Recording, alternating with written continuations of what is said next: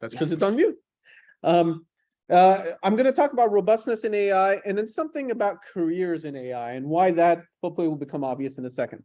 There's one big assumption behind my talk, and I want to get that out of the way up front. My assumption is that if you're building an AI model to do something, your intention is for that model to work well, right? That's the assumption behind the whole talk, which is usually the case, but not always. I've seen instances where people are now feeling threatened by AI, so they'll build a machine learning model, say it doesn't really work because that fits their agenda. So that's out of scope for this conversation. I'm assuming you're trying to build an AI model that works. Second thing before I get going, can I just get a show of hands? How many people here have done AI, built a model, done coding, that type of stuff? All right, that's helpful to know for two reasons. One, the beginning of my talk, one at the end of my talk. Hopefully that'll become obvious as I go through things. So my name is Faisal Khan, and I'm here to talk about robustness in AI. Why? Because I think robustness of AI is very important. By definition, if you're doing something, you want to make sure it works well. Very few people want to go in and say, I want to make it work poorly. So how do we make sure if we're building AI models, they're working well? The other thing that I'll say is my career and my personal passion has been around using AI to help people live healthier, better lives. Most of my examples are going to come from the healthcare space. I will try to use examples from other industries as well, but I've spent 20 years in healthcare, and those are the examples that come quickest to mind. So just some background context. So let's zoom out real quick. What is artificial intelligence? For those people who didn't raise their hands, when we talk with people about what is artificial intelligence, this is the kind of stuff that comes to mind. I love all of these stories. I don't know anybody in my career who's working on this type of AI. Sentient beings that think, nobody's working on that. What we are working on is discrete solvable problems or clusters of problems where we're learning a pattern. We're trying to recognize some kind of mathematical relationship to deploy that in the future. And we've given it a fancy buzzword called AI. And this has become really big over the last 5 to 10 years. And that's because algorithms in general are changing the world. We're in the era of fast driving, self-driving cars, of computers telling you, hey, this is the movie you should watch. And all sorts of different industries choosing the fastest route from point A to point B that are changing every aspect of our world. And when we pair that with advances in computational horsepower, we're at a pretty unique inflection point in history. Some of the theoretical underpinnings of, say, deep learning neural network models have been around for 40 plus years, but the hardware just couldn't support what it can do now. So we're at this unique moment where AI is starting to permeate everything. It's not in an ivory tower anymore. It's not in some geeky garage. It's everywhere. And that causes unique challenges. And quite frankly, I'm gonna litter in a lot of nerdy references. With great AI power comes great AI responsibility, right? And then so how do we make sure that we're leveraging our responsibility properly? This era of AI is coming of age and everyone's recognizing it. Harvard Business Review 10 years ago called the data scientist being the sexiest job of the 21st century. I told my wife I work in the sexiest job of the 21st century. She said, yeah, right. But it's not just in industries broadly. Even in my own industry, in the pharmaceutical drug development industry, you're hearing AI being everywhere. Now, most people here raise their hands, so I'm going to go through this real quick, the next 5 or so minutes quick, but I think it's important to establish a baseline. When we build an AI model, what are we doing?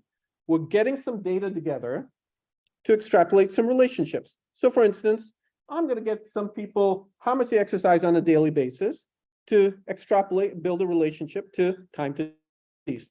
So I'll go out, get some data.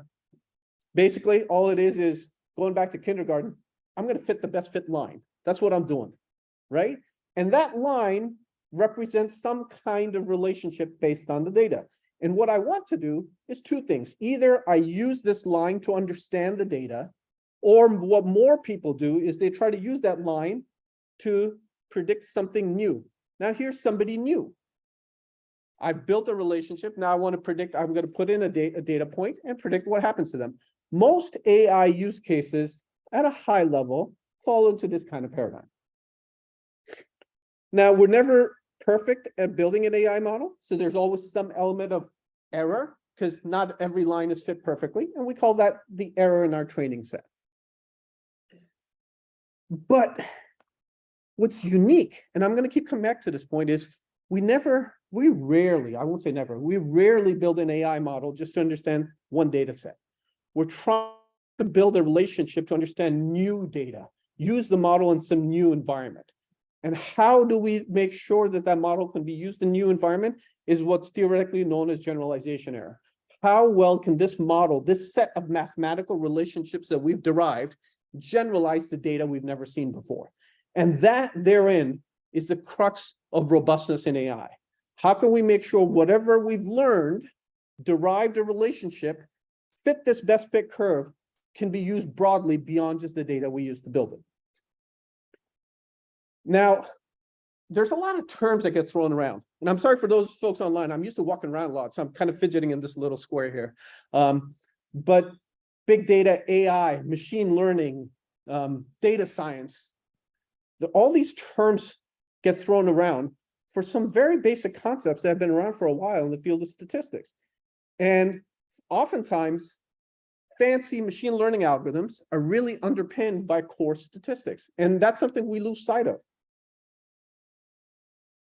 And I think keeping that history in mind is critical because it gives us a set of foundational principles to return to when we think about how to do AI and machine learning in the most robust and most useful manner possible.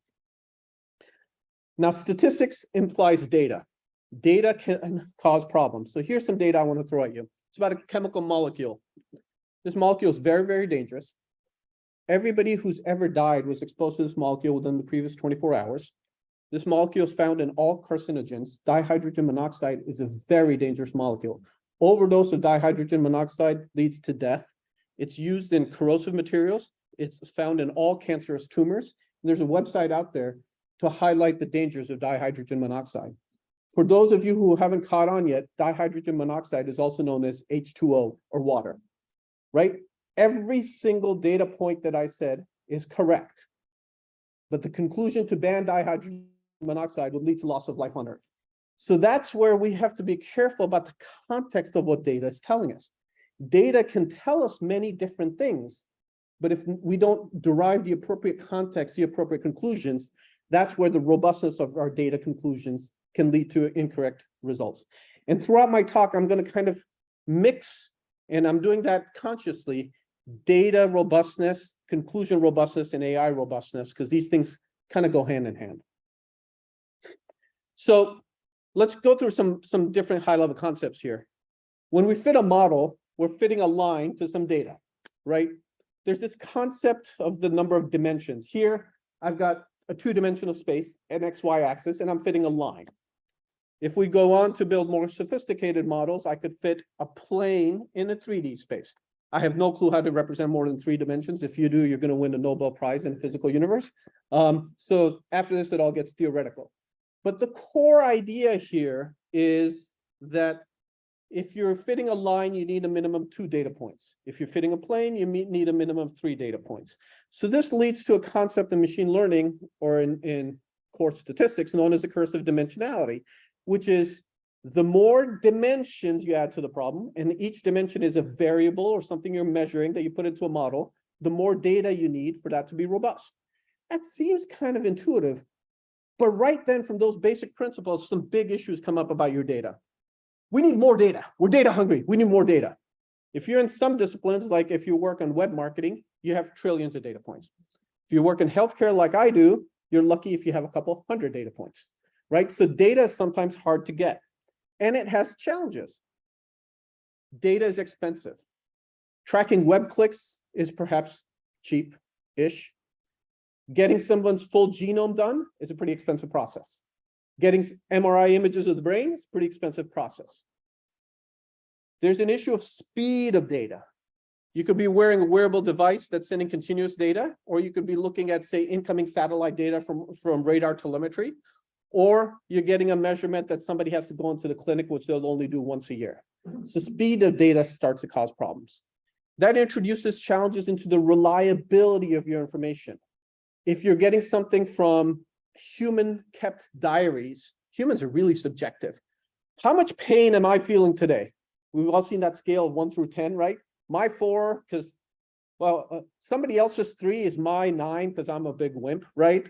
So it's off calibrated. Also, that's human. So digital data from machines should be pretty accurate, right? Well, when was that machine last tuned, calibrated? What version software is it on, right? All those issues cause challenges. There's ethical considerations that come up when you start to include data in models. I'm going to develop a model whether or not to give somebody a loan. And my biggest variable in there is going to be what race you are. Yeah, I'm going to get sued out of business, right? So there's ethical and legal restrictions and challenges, not only because something is incorrect, but because it represents incorrect assumptions in your data.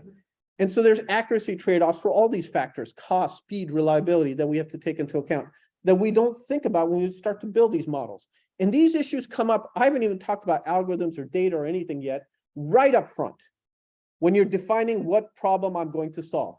Before you even talk about what algorithms I'm going to use, this is the problem I want to solve. This is how I'm going to solve it at this cost. I have all this data. I need more data. I need less data. These are the challenges that are critical in design considerations. And a conclusion that I want to leave you with is a lot of times people do AI without appropriately designing the problem up front. We're going to dive right in and just start to crunch some data. Go do some stuff, right? And therein, right at the beginning, we make a fundamental mistake that leads to poor outcomes and poor results. So if you want to do robust AI, the reason I had this quick conversation is because you got to think about the design of your problem up front. Like any engineering, nobody goes out there and says, I'm going to go out there and build a bridge. You know, forget about designing the bridge. I'm going to go out there, slap some steel and wood together, and voila. Because you got to make sure it's done right. But software is a great democratizer. Everybody can use software. Everybody can do things quickly, but it enables sloppy design. You can go out there and real quickly build a model.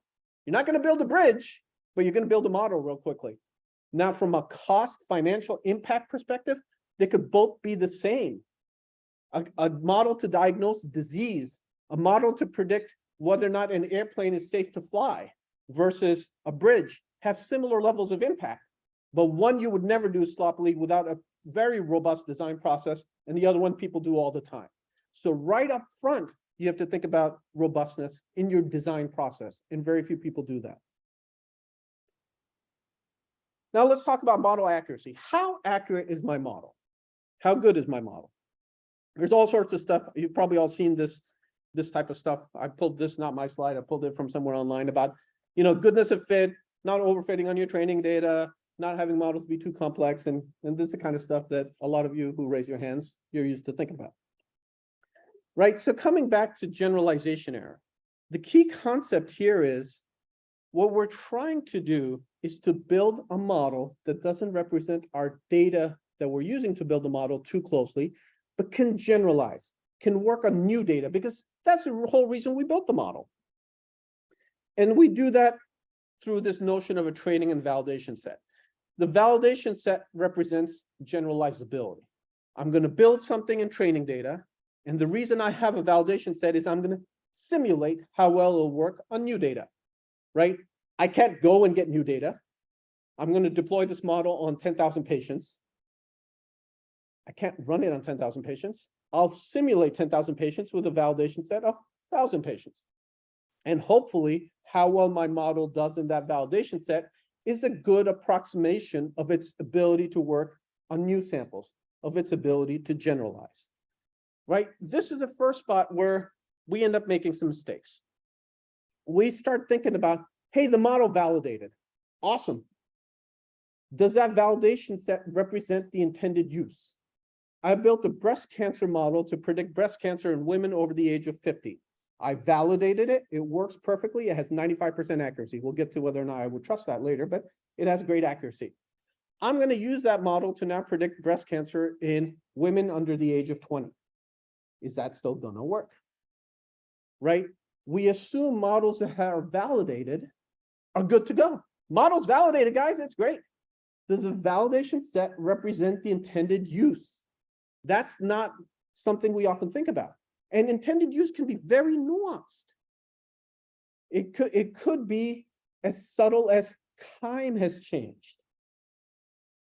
People's ways of watching TV has evolved over the last 5 years. So a model that predicts what very high value demographic of teenagers or people between the age of 10 and 20 would watch on TV that was built in 2015 will not hold today. Because even that demographic has had a shift. And intended use is something we don't often think about. There's also other subtle issues to consider about how am I going to make my training and validation split? Everybody gets the fact that I need a training and validation split in my data, right? I can't tell you how many times I've especially time throws everything off. I've got data from 2010 to 2020. I'm going to make a training and validation split, and I'm just going to randomly split all of my data. And I've got a training and validation model. Awesome. Now I'm going to use it in 2023.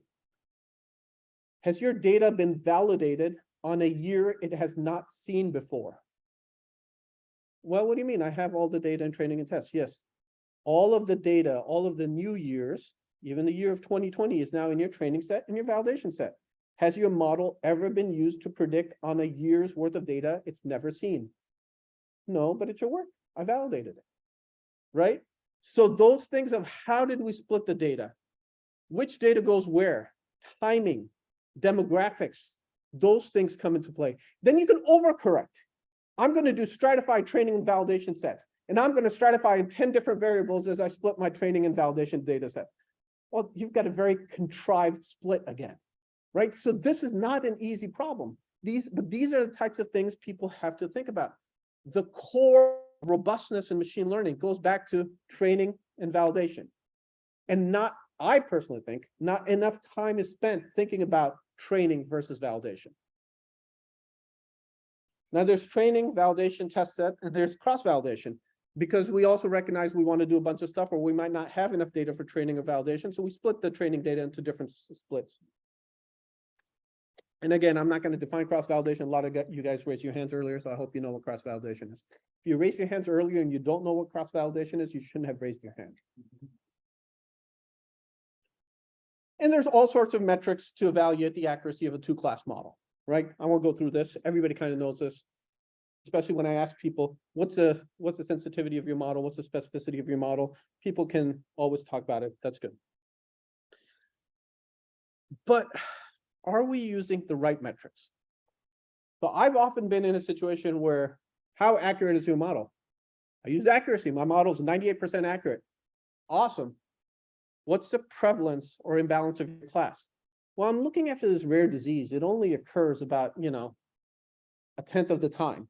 Awesome. So if my model says everybody does not have the disease, it's 99.9% accurate.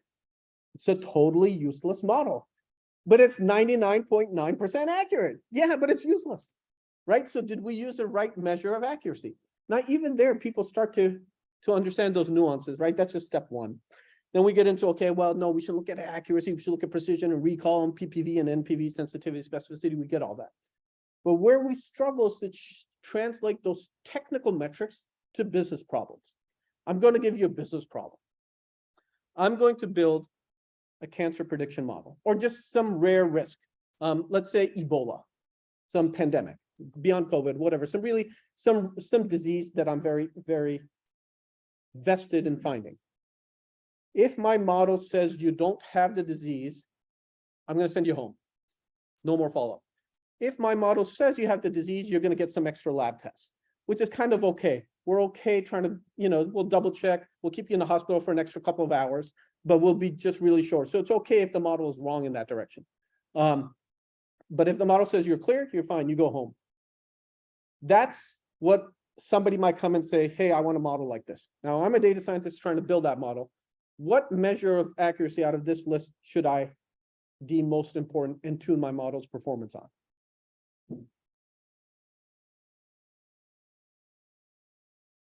Any guesses? There's only like 8 here. You could throw out four of them and you'd be 50% chance of being right.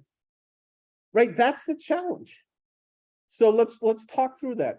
If my model says you don't have a disease, I want to be really, really correct about that. That's a negative prediction. Is it specificity? Is it negative predictive value? I'll put it down. Phone a friend. I've reduced it down to two options. Specificity versus negative predictive value. True negative isn't a metric. It's a variable in a metric. Negative predictive value. One person bold enough to make a statement. And he's right, right? But that core thing, and I could see all of you guys, and hey, I put you on the spot. I've been on the other side of that table just trying to punch through, okay, which way does it go? Which one's more important, right? But that's key. If you build a model, the metric that's relevant here is negative predictive value. But if you build a model to optimize specificity, are you tackling the right problem?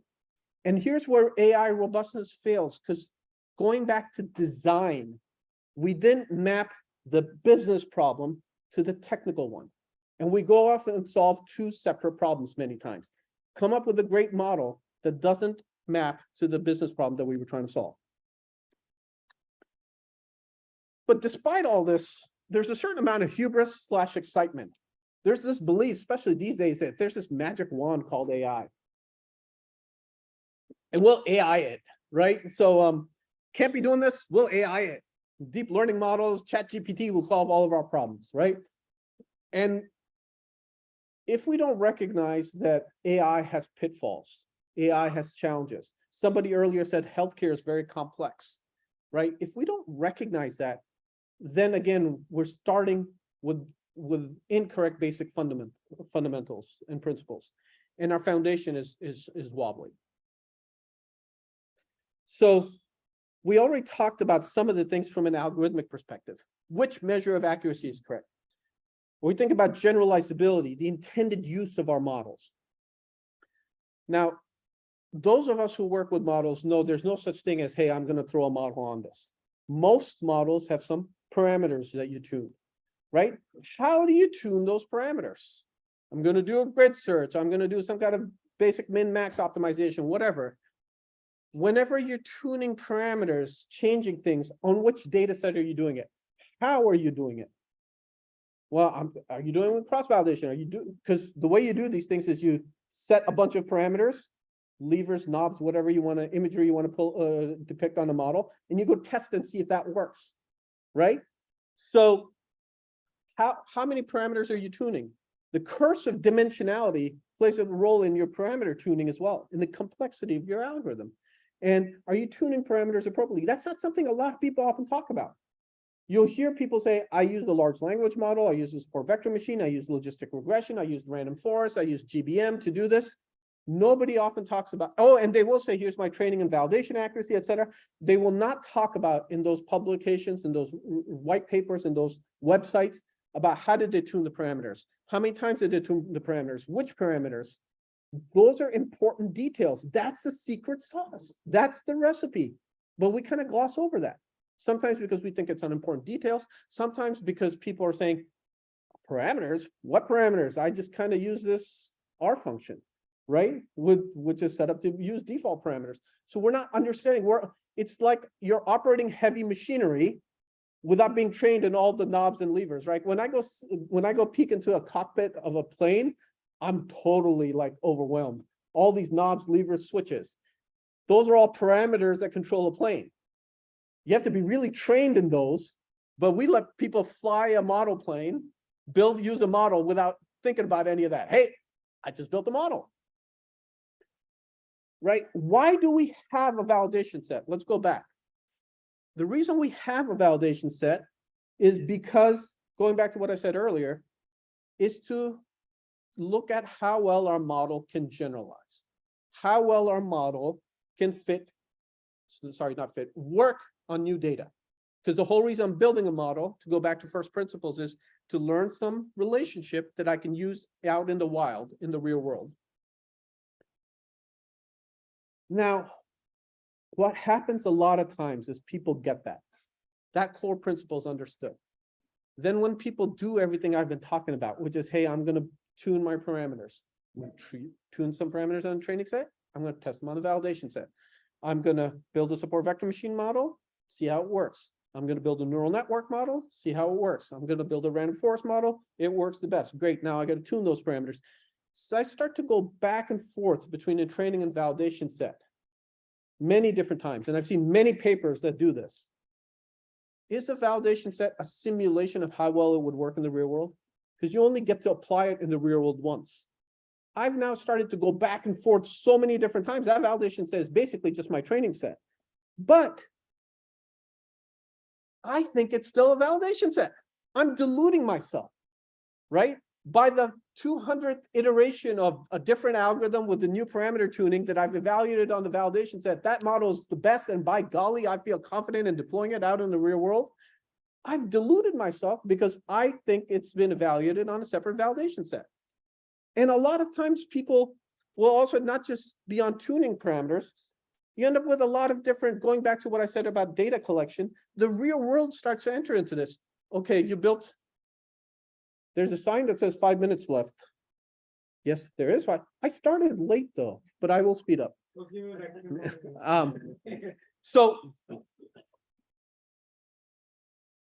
So there's a lot of issues here of, well, that feature is expensive. Let's take it out. That feature we can't get fast enough. Try how it works in this subgroup. So you do a lot of this type of stuff that violates the independence of your validation set. Missing data throws all sorts of problems. If somebody's date of birth is missing, okay, maybe it's missing data. If there's a hospital quality survey and the survey data is missing, missingness could mean something. I don't know about you guys, but when I have something negative to say, I don't fill out the survey. When I have something nice to say, I do fill out the survey. So the fact that the survey is missing could mean something. There's metadata and all sorts of other issues. Did you choose the right algorithm that could work with missing data? How did you impute? That causes a lot of problems. And there's been all sorts of things about and algorithmic biases cause real world issues. Resume screeners that toss out ethnic names, Microsoft's racist chatbot that was created a few years ago, et cetera, right?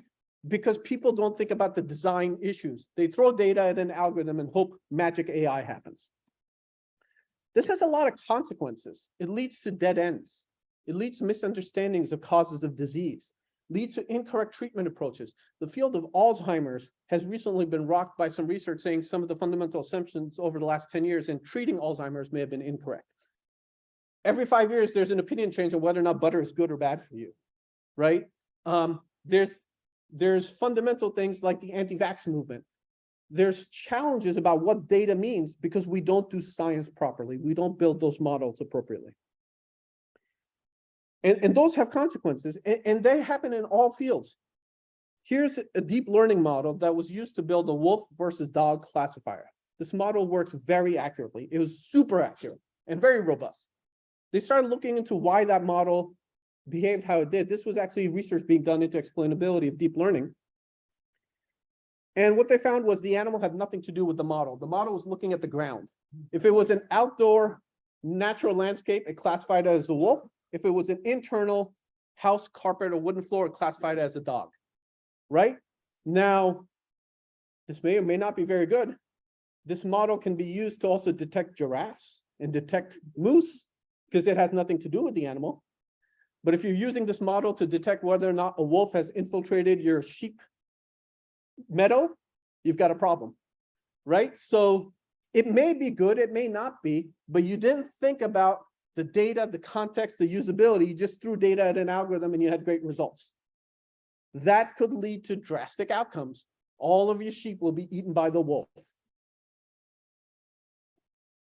We're in this era of generative AI now, large language models, ChatGPT. Everybody's talking about ChatGPT. People who have no clue what I've been doing for the last 20 years now say, do you do ChatGPT, right? So large language models and generative AI are changing how the world works. In some ways, in many ways for the better.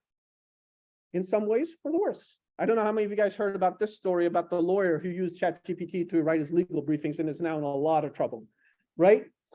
Somebody earlier was talking about how AI augments human work. You got to be careful about what you're using. AI is only as good as the data you throw in. We're in this era of multimodal generation, beyond just text, images.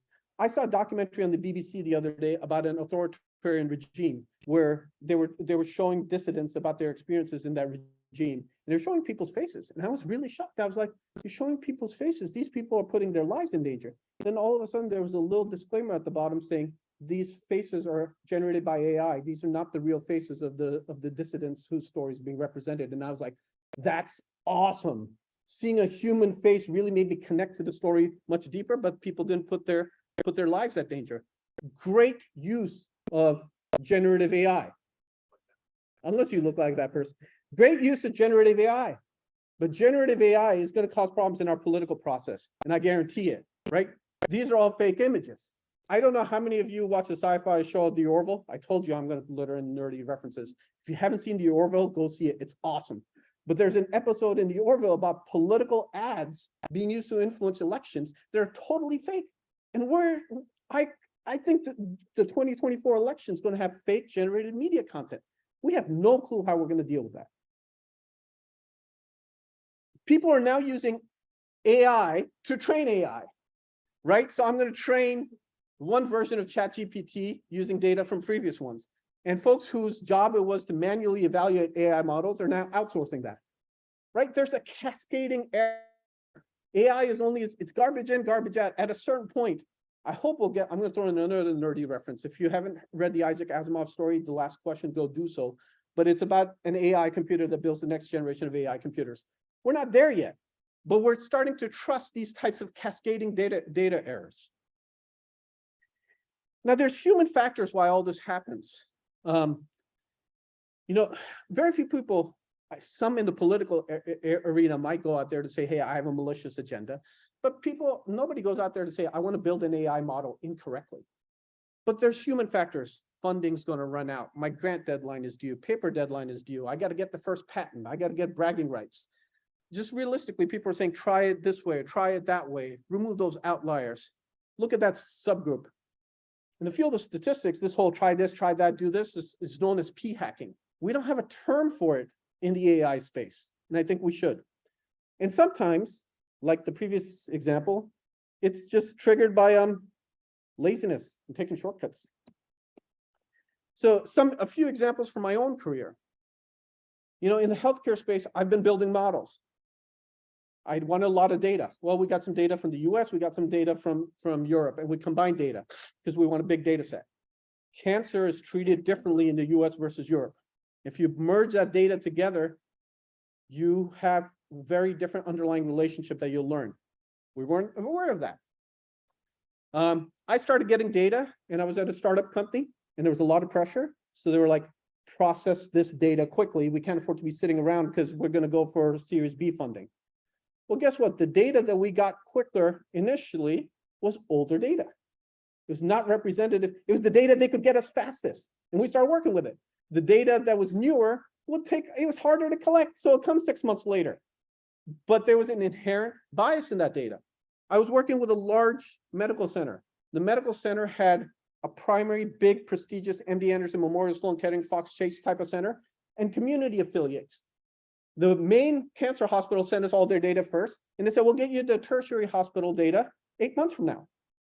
Well, how process samples are stored, processed, and data is organized, both clinical data and lab measurements at the tertiary centers is different than the main premier research institution. And whatever relationships we're learning, we're unable to translate. We were acquiring images from cameras. Over the course of a year, the camera was recalibrated. Nobody caught that, right? And all of a sudden, there was a bias in the images. There's all these types of issues. And they come up in ways that it's hard to detect. Going back to the field of statistics, you use the concept of a p-value. P-value of 5% means that data has a 5% chance of being wrong. When you're looking at 1,000 variables, you've got 50 variables that have a chance of being right totally by random. You could build a model and 10 of those 50 variables have a model that seems to work well. It's total noise. We had a situation where we had a model that was really good. People said, well, let's see how that model works. Well, a really important feature in that model was the number of red blood cells in a tissue. We said, okay, we came up with all sorts of hypotheses. Maybe red blood cells mean more blood is going there, cancer is circulating, maybe we're doing some cool stuff. Somebody said, let's have a pathologist look at the images with high and low red blood cells. When you work in a lab, you stain the tissue with dyes. Eosin is a red dye. little blobs of the red dye were being misclassified by the model as a red blood cell and total random noise. But we thought we had a red blood cell feature that worked great in a cancer prediction model. So one thing I'd like you guys to keep in mind is data will tell you whatever story you want it to tell you, whether or not you have an agenda or not.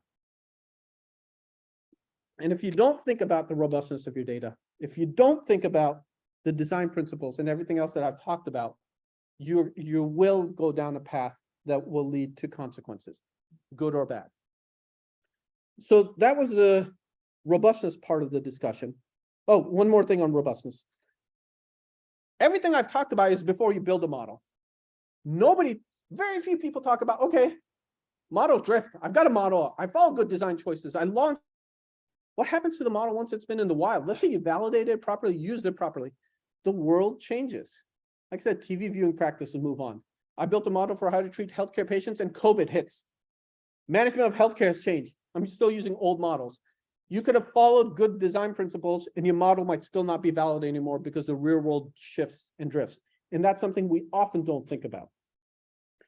Now, everything I've talked about has been, oftentimes people say this is cult-like practices. These are hard rules to know. This is the art of data science versus the science of data science, right? And a lot of this comes down to how do we instill these best practices principles in data science practitioners. And that's why I want to talk about the last part of careers and talent in data science. You do good robustness in AI by having the people who do that AI follow good design principles. So how do we make sure that happens? Being a data scientist is really tough. You got to kind of be a unicorn. You got to have all these sorts of skills. I think people have realized that no one is going to have all these skills, but you could have team that has all these skills. Now that team's got to work well together. But if you want to do good, robust AI, the people doing that have to put robust AI at the forefront. That comes down to how do you teach data science, right? Some of this is talked about, but when you go through academia, there's an impetus, particularly in graduate research programs, to come out with the algorithm that works. That's how you get published. That's how you get tenure. You don't get tenure by having algorithms that don't work, right? So there's already an incentive to really go back and forth to training and validation data sets. I have yet to see a graduate level course in any AI program, and I don't know everybody, so maybe somebody has it, around talking through the issues that I've talked about in detail. Professors talk about the importance of training validation set and they move on, right?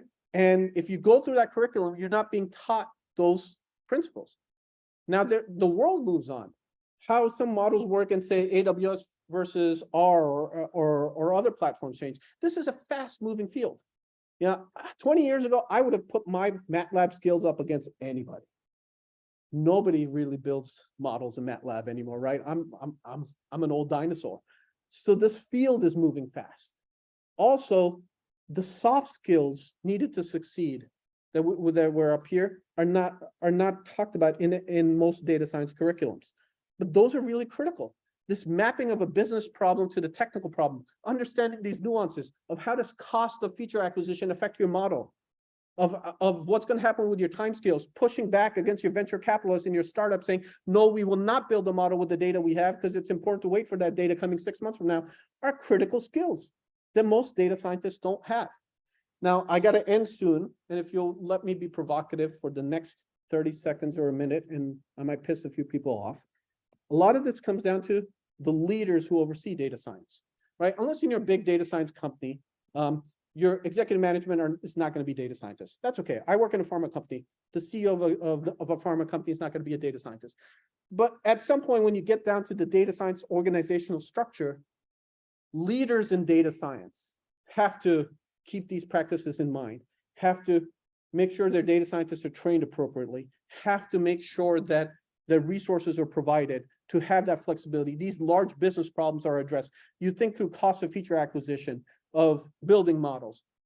And part of the challenge is data science is a hot, sexy field. Remember, it's the sexiest job of the 21st century.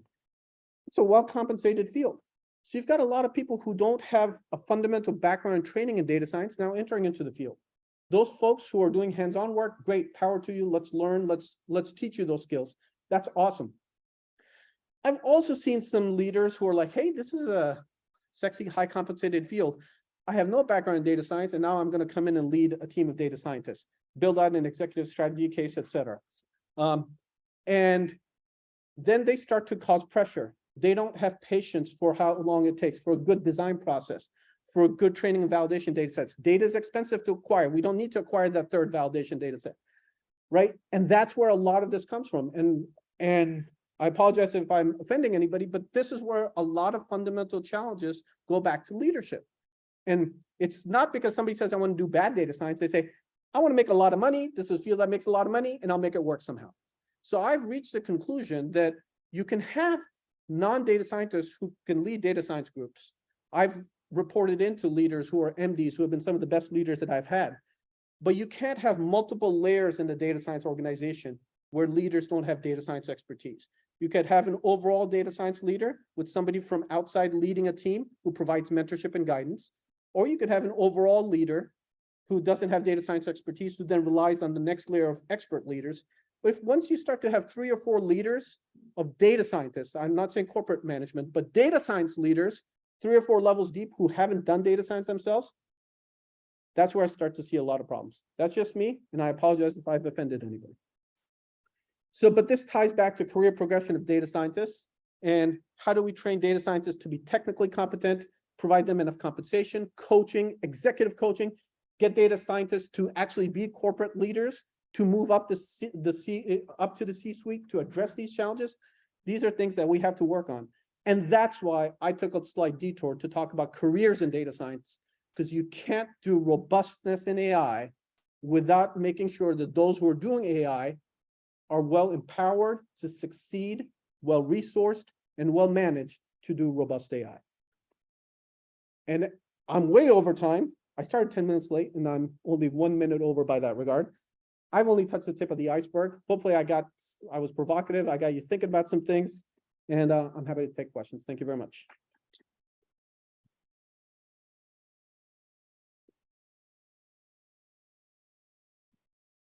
Quick question. Great presentation. Terrific. A quick question about the validation data set. If the validation data set follows the principle of